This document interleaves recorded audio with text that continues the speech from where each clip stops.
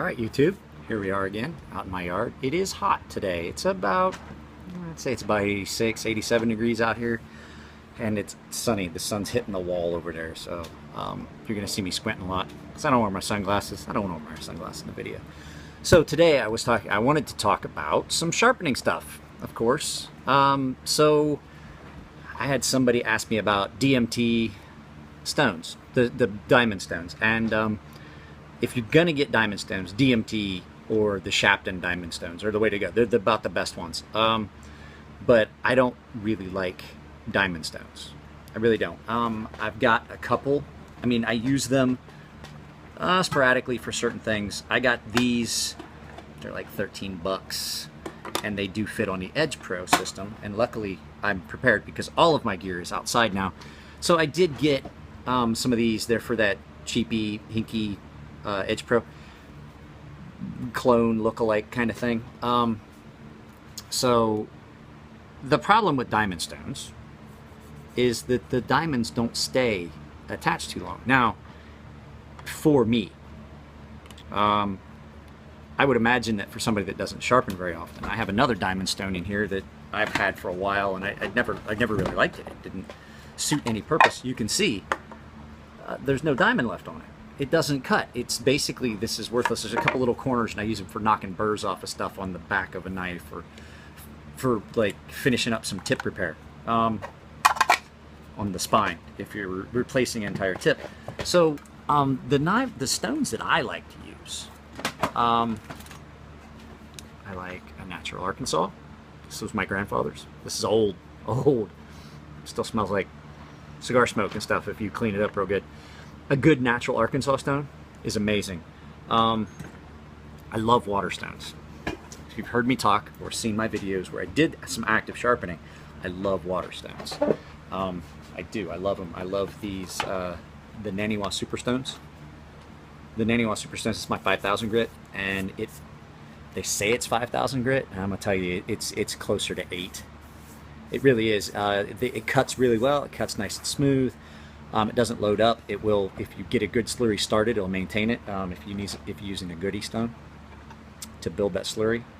I like some of just the standard. This is a Kai. I get these when I go to Japan. This is a double-sided. It's 1,000 grit on one side, and I think it's 3,000 grit on this side.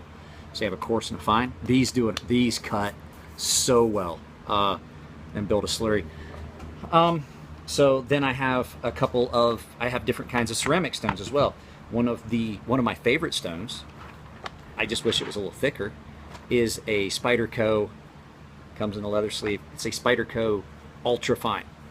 And now this does a really, really fine polished edge to finish up, and it still stays kind of toothy. It gives you the best of both. The nice thing about these is they never wear out. You can't wear this out. It's ceramic. It's basically a synthetic sapphire. Great big sheet of synthetic sapphire. But they do load up. You can see I've used it. It loads up, and they're easy to clean. You get some Comet and a green scrubby. And then these, the Shapton. Norton makes some good stones. I like these Shapton. These are a ceramic whetstone. This is a 10,000. This is a 12,000 grit Shapton. I use this strictly for straight razors. It's Shapton's Cream Super 12,000 grit. But for bang for your buck, for somebody that like me, as much as I sharpen, I can't use diamond stones. The diamond won't stay. Diamond won't stay. I wear a diamond stone out in a matter of weeks, but I sharpen a lot of knives, and I'm sharpening more and more knives. And as you know, I'm trying to start my own business. So what I was wanting to do is, like, for everybody to sharpen, there's no one set standard of what kind of material you're going to use. Like I said, I've watched Elliot sharpen knives on sandpaper. I pick things that I know are going to last. I think that if I was trying to do as many knives as I do, and do them on sandpaper, it wouldn't be cost effective. I have an investment that the Coarse Stones, let's go ahead and look Coarse Stone. This Coarse Stone, this blue one here, is gonna wear out. My King Stone, these are great. I can pick these up for like 10 bucks. They dish out and they belly out real bad because, I mean, they're really coarse, so they're not bound together as tightly, so they come apart when they make their slurry in their mud, and you can just see it. It comes apart. Something that is a much tighter material, which makes it finer, it's tighter together, it doesn't wear out as fast. So there's a ratio if you've ever looked at trying to buy water stones.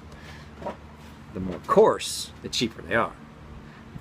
The further you go up in grit, the more they cost. But the nice thing is that the higher you go up in grit, the longer they last. The stones that come with the Edge Pro are a different kind of water stone. So you've got different kinds of stones. Like this is a super coarse silicone carbide.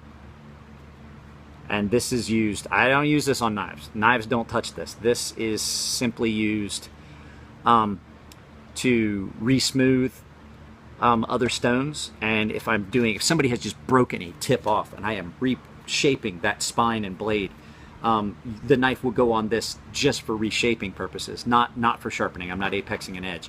All I'm doing is changing and regrind and then bring it back up to where there's an actual point on a knife. And a lot of times you can do that from the spine, and then as you're sharpening, and then just marry the two up. So you're sharpening, then take a little bit off the spine until you can marry that edge back up. And I've done a few tip repairs.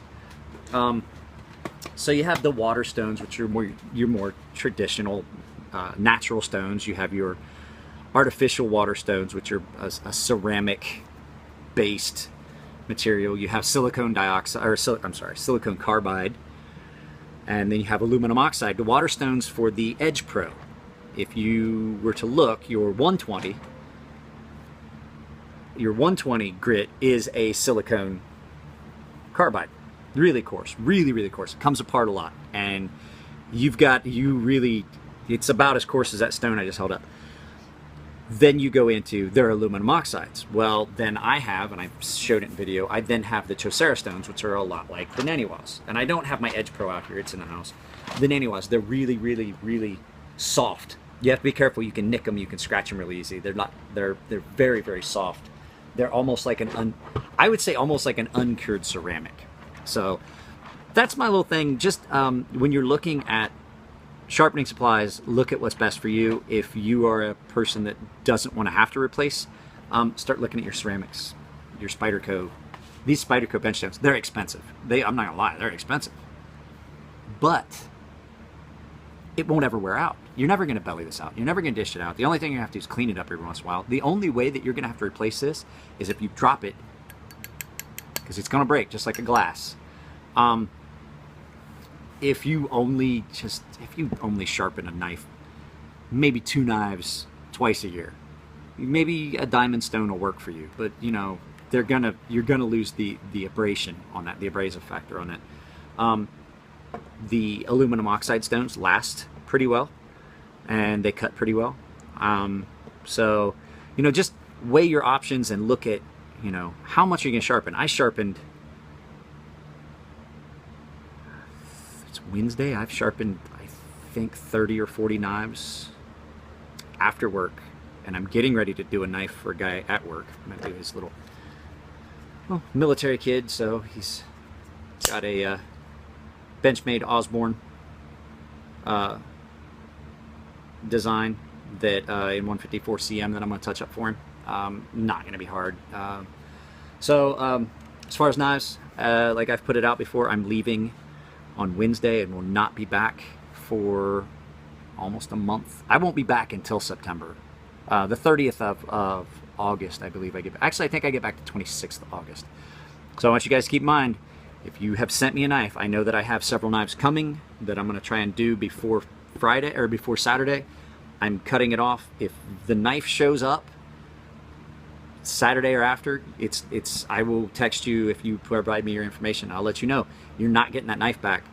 In all likelihood, you're not getting that knife back until I get back 26, 27 days later. So All right, YouTube, it's hot. You stay hydrated, take care of yourselves. If you're in San Diego, if you get a hold of me, I will come pick up a knife and throw it in with the ones I've got. I think I have a total of, I think I have 12 more knives coming that I'm gonna try and get done before Saturday. And then that's basically it. So, all right, gunmonkey1974@gmail.com is the email. I will put it in the comments. And you guys have a good evening. Take it easy. Bye.